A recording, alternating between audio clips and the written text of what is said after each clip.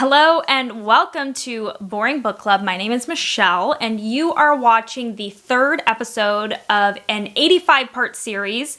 I am putting out a new video on a new Federalist paper every single day for 85 days. I hope. I mean, this is day 3. 3 down, 82 to go. We can do this. So the Federalist Papers, if you don't already know, if you haven't watched the first 2 videos, I suggest you do that. But if you haven't and you're just coming in now, the Federalist Papers is basically a series of op-eds. They were published in the newspapers at the time to support the Constitution. It was like Twitter for 1787. Let's get started.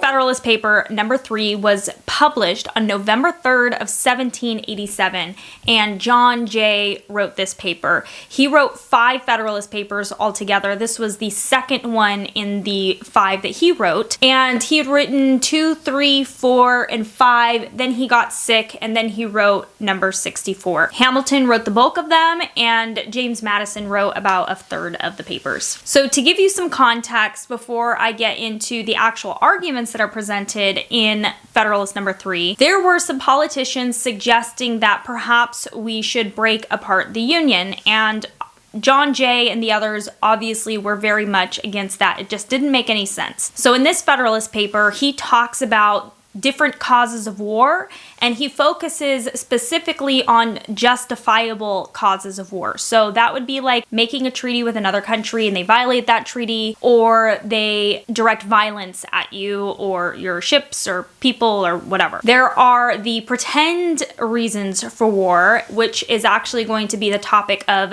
tomorrow's video, the next video. And pretend causes of war are like when monarchs throw a temper tantrum and then they start bombing other countries. That's the topic for tomorrow. So back to the justifiable causes of war. Like I said, one of those reasons is if another country that you've signed a treaty with has violated the terms of that treaty. And the reason why that's important is at this point in American history, we had a lot of treaties signed with a lot of other countries that could annoy and injure us. They were big powers, and we were really only able to negotiate with them on the legs of an entire union. And if we were to try to negotiate with them state by state, we might not have the same level of negotiating power or influence that we do as one. The US also has extensive commerce with Portugal, Spain, and Britain. And we must follow certain laws of nations towards these countries, and it's a lot easier to do that if we have a centralized federal government. And speaking of the federal government, once we have an efficient federal government in place, we're going to be able to install the best of the best from the entire union. The standards are set higher for federal offices than they are for local offices, and people that are in local communities or districts are able to use their influence to get into positions of power, whereas when you are looking at positions within the federal government, people from all over the union are making decisions about who's going to take these positions, and so the standards are set higher and they actually have to be able to know how to do the job. The judicious decisions of the national government will be more wise, systematical, and judicious than those of individual states, and consequently more satisfactory with respect to other nations, as well as more sage with respect to us. Having different states would mean that the decisions made across states would be inconsistent. You have a variety of courts with different judges appointed by different systems with different laws. There's different interests that influence those laws. And there is a certain wisdom in a court that is appointed and responsible by only one federal government. And remember, I want to remind you that this is in regards to negotiating with foreign powers, not necessarily with regards to laws and ordinances that are to affect people locally. So Jay says that it would be a lot more difficult for a foreign power to influence the United States if we are to remain united. If we're separated, a foreign influence can come and negotiate directly with 1 or 2 states.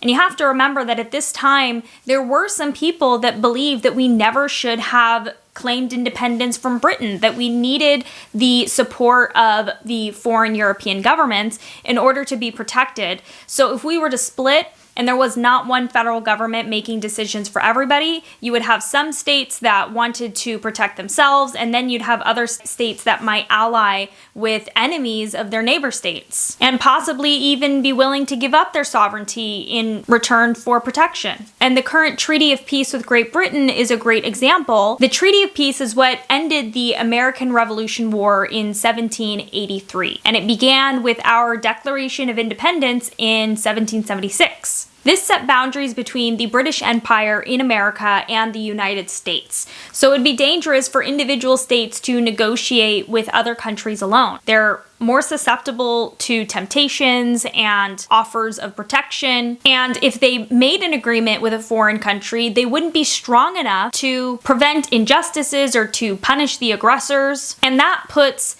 the inhabitants at danger. Being one nation as opposed to separate confederacies is what most favors the safety of the people. And he assures us of the federal government's ability to make rational decisions that will keep our people out of war. An example he gives is the Indian Wars. He says that no Indian wars were ever started by the federal government, but there are several instances of Indian hostilities having been provoked by the improper conduct of individual states who, either unable or unwilling to restrain or punish offenses, has given occasion to the slaughter of many innocent inhabitants. So remember, there are still Spanish and British territories that are bordering the states. If any one individual state happens to get into a conflict with one of these territories that belongs to Spain or Britain, it could end up hurting the entire nation. If you're under a single national government and there are multiple people making a decision about whether or not to go to war with a foreign nation, their wisdom and prudence will not be diminished by the passions the parties immediately interested. They can't be easily provoked.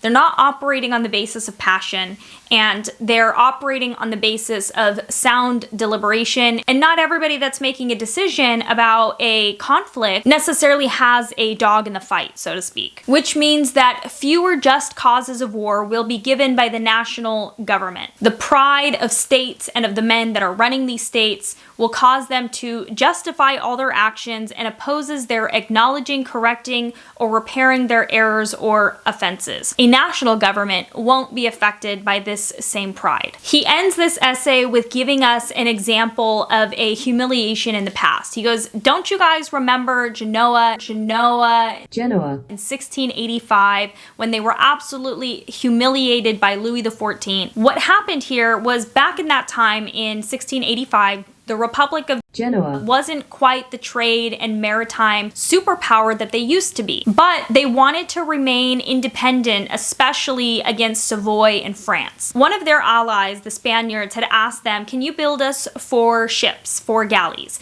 And they agreed, and they had also said that French troops could not march through their territories. Well, Louis XIV did not like that, and he demanded an apology. He said that the Republic of Genoa had to send representatives to Versailles to personally apologize. Well, the Republic of Genoa said, no, we're not going to do that. They didn't do that. And in response, Louis XIV dropped 14,000 bombs on their main city and absolutely leveled about half of it. They had no choice but to surrender, and they embarrassed themselves. They sent 5 representatives to personally apologize to Louis XIV. And if you could only imagine having to apologize to the country that just leveled half of your main city, it is absolutely humiliating. And John Jay and the others did not want that to happen to the United States by breaking us up into several states or several confederacies. So as I mentioned, tomorrow's video is going to be Federalist number 4. That is about the pretend causes of war. You know, the monarchs that just do crazy stuff because there's nobody there to tell them not to. If you enjoyed this video, please subscribe to this channel, hit the bell notification so that you are alerted every single time I put out a new video. Also, comment down below. I'd love to hear your thoughts. My other social medias are Instagram, Boring Book Club YT, Twitter, Boring Book Club, and Facebook.com/Boring Book Club. Thank you so much for watching, and I will see you tomorrow.